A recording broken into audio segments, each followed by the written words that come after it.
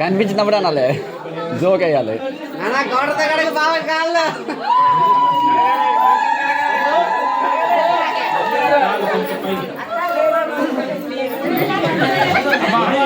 పెళ్లి కొడుకు అక్క చెల్లెలా ఉన్నారు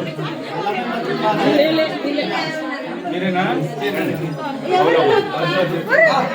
ఇది అలాగైతే మిద్దరు వచ్చారు గోచెంపొకలు ముంతొకలు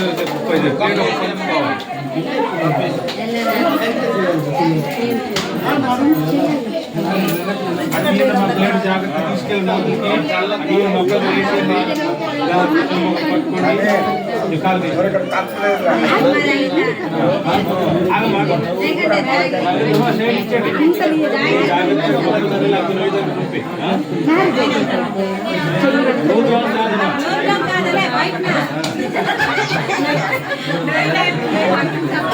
ఫైర్ చెందుతో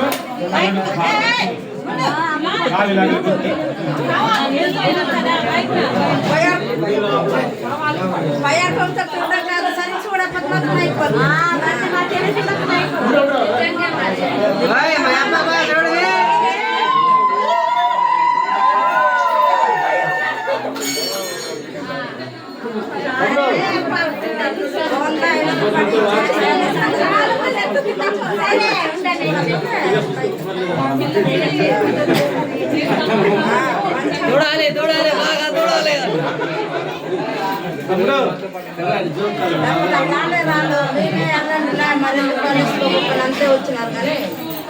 ఏంటంటే అమ్మా ఒకసారి వినండి అందరూ కూడా. నూతన వధువుల యొక్క కళ్యాణము రోజు సాక్షాత్ మహాలక్ష్మి మహావిష్ణువు యొక్క వివాహముగా మనం భావించి చేయాలన్నమాట. అర్థమవుతుందా? పెళ్ళైనంత వరకు కూడా పెళ్లి కొడుకు విష్ణు స్వరూపము, పెళ్లి కుమార్తె లక్ష్మి స్వరూపం అనమాట. అర్థమవుతుందా? సాక్షాత్ లక్ష్మీదేవి, ఇక్కడ మహావిష్ణువు. వీరిద్దరికి కూడా మానవ అంటే భగవంతుడి యొక్క దేవుడు యొక్క కళ్యాణం కూడా మానవుడి కళ్యాణం దేవుడి కళ్యాణం లాగా చేయాలన్నమాట. అర్థమవుతుందా? అందుకోసమనే ఇక్కడ ప్రతి పురోహితుడు కూడా పెళ్ళప్పుడు చదివేటప్పుడు ప్రతి మంత్రము కూడా భగవంతుడి యొక్క పూజకు అనుసరించినటువంటి మంత్రం అన్నమాట. అందుకోసమనే వాళ్ళు కూర్చున్నంతసేపు వాళ్ళకి మూడు అయ్యేంత వరకు కూడా ఏంటంటే విష్ణు స్వరూపంగా లక్ష్మీ స్వరూపంగా. అందుకోసమనే అల్లుడికి పాదాలు ఎందుకు మామగారు కడుగుతారంటే పిల్లనిచ్చిన తండ్రి ఇక్కడ ఏంటంటే అక్కడ వయసులో పెద్దవారు ఆయన పిల్లనిచ్చిన తండ్రి, కానీ ఎందుకు కడుగుతారంటే ఇక్కడ సాక్షాత్తు విష్ణు స్వరూపం కాబట్టి. మహావిష్ణువుకి తన యొక్క కుమార్తె అయినటువంటి లక్ష్మీదేవికి పర్వతరాజు లక్ష్మీదేవికి వచ్చి విష్ణుమూర్తికి ఇస్తున్నట్టు అనమాట. అర్థమవుతుంది. అందుకోసమనే భగవంతుడు కాలు దండం పెట్టడము, కాలు నమస్కారం పెట్టడం తప్పేం లేదు కదా. అందుకోసమనే సాక్షాత్ భగవంతుడు కాబట్టి ఆయన కాలు కడిగి కన్యాదానం చేయడం అనేది పూర్వజన్మ సుకృతం. ఎన్ని జన్మలు ఎత్తినా ఎన్ని పుణ్యాలు చేస్తే కానీ కన్యాదానం చేసేంత ఫలితం రాదట. అర్థమవుతుందా? కన్యాదానం చేయడం అనేది ఎన్నో జన్మల పుణ్యం. కొంతమంది చాలా మంది అందుకోసమని చాలా మంది ఏం చేస్తారంటే ఇంట్లో పిల్లని కనకపోయినా చాలా మంది ఎవరైనా అనాదిగా ఉన్న వాళ్ళు కానీ పిల్లల్ని కానీ లేదా పెళ్లి సమయంలో ఆ సమయానికి పిల్లకి తండ్రి కానీ తల్లి కానీ లేకపోయినా బాబాయిలు కానీ పిన్నులు కానీ పెద్దమ్మలు కానీ పెదనాన్నలు కానీ లేదు అనుకున్నప్పుడు నాయనమ్మ తాతయ్య కూడా కంకణం కట్టుకొని పిల్లకి కన్యాదానం చేస్తారనమాట. కన్యాదానం చేయడం అనేది పూర్వజన్మ సుకృతంగా భావిస్తారు.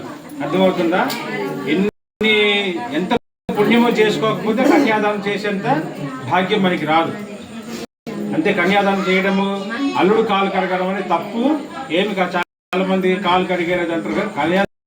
కన్యాదానం చేసేటప్పుడు కాలు కడిగి మనం పిల్లని అప్పచెప్పితేనే దానికి విలువ ఉంటుంది అనమాట. అర్థమవుతుందా? అందుకోసమనే వివాహ సమయంలో ఈ తంతు ఒకటి జరుగుతుంది అనమాట. దీని తర్వాత జీలకర్ర బెల్లం.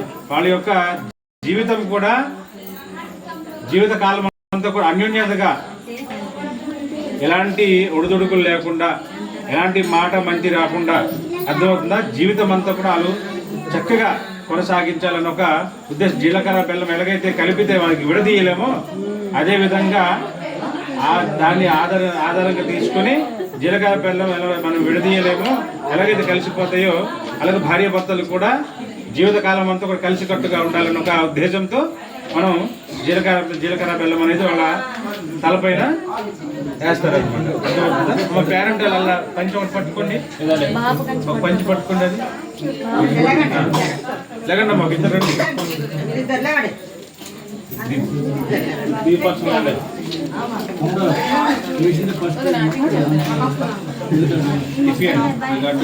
కూర్చోండి, కూర్చోండి. పేరెంట్ అట్లా వెళ్ళండి అమ్మా, నువ్వు వెళ్ళమ్మా.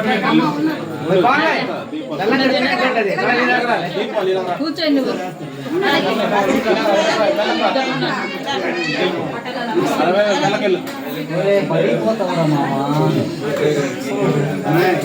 పట్టుకోవడానికి ఒకరు ఉండాలి. అక్కడ పెళ్లి కూతురు తలపైన జీలకర్ర బెల్లం వేయడానికి ఒకరు ఉండాలి.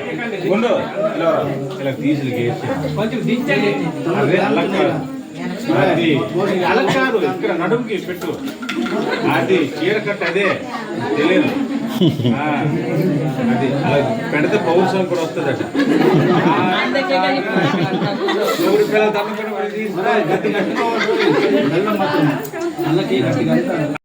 అదంతే. జీలకర్ర నాగమొగలు తన్నుకున్నాము చూస్తారు కదా.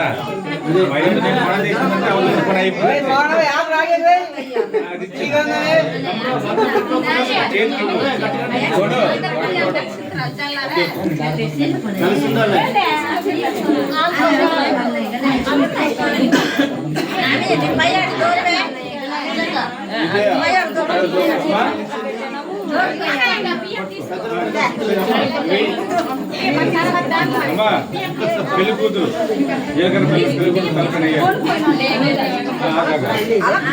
ఉన్నారు కదా. దేనికి పట్టుక సరిగ్గా వేయించాల, తిప్పండి. పట్టుకోమ్మా,